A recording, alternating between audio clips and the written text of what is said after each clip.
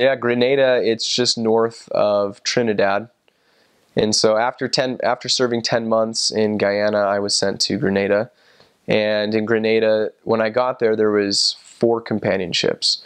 And there's 2 companionships that were in St. George's, that's the capital of Grenada, and that is where the branch is. And then there was a companionship in Guave, and there was a companionship that just barely opened up kind of the province of Grenville, just a little town up there. And so there was actually, this is interesting, sisters. They're sisters in the mission, and they'll serve mostly on the islands, but the sisters wouldn't serve in Guyana. So going to Grenada, it was my first interactions with actually having like sisters in my mission. And after being on my mission for a year, it was kind of weird, like getting used to having like these sister missionaries around, serving in the same branch.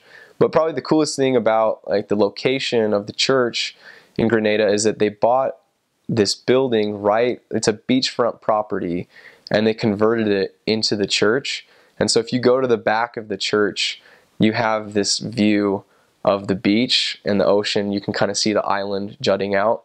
And it's the most amazing view on the entire island. And it's just like you're sitting in church, you know, pondering the truths of eternity, and there you're looking into the ocean and the sun, you know, the sunrise and the sunset. And it's just it's a very beautiful country.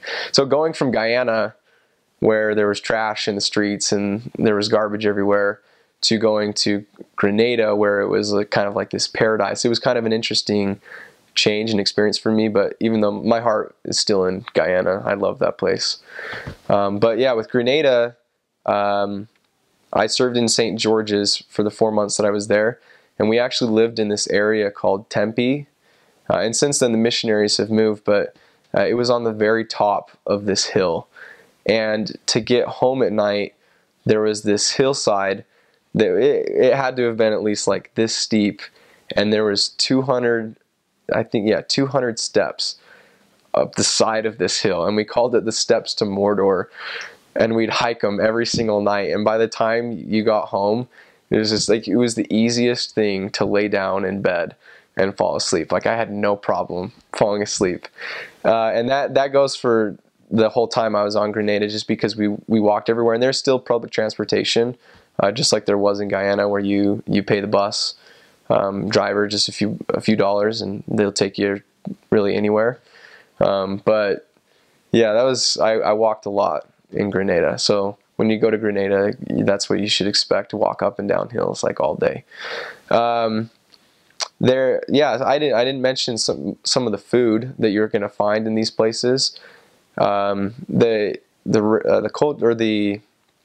race that's most prevalent in Grenada is African, and so they'll do a lot of oil, like one of their like main dishes is oil down, and so like in this dish they'll throw in like potatoes, and they'll throw in pig snout and pigtail, and this vegetable called breadfruit, and they just throw it in this big pot, and then you throw dumplings inside with it.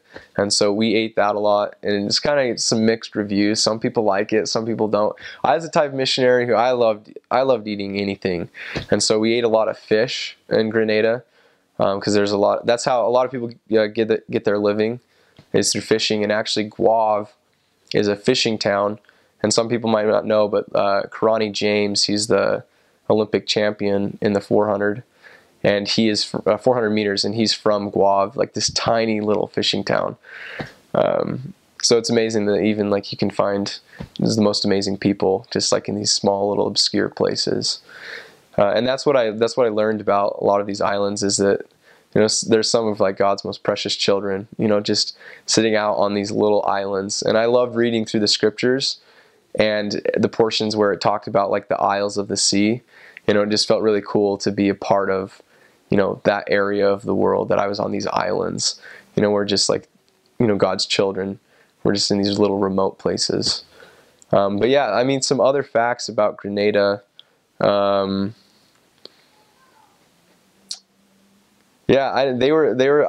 my time in Grenada, the nutmeg is it's the highest I guess the thing that they produce the most of, and they export it out of their country.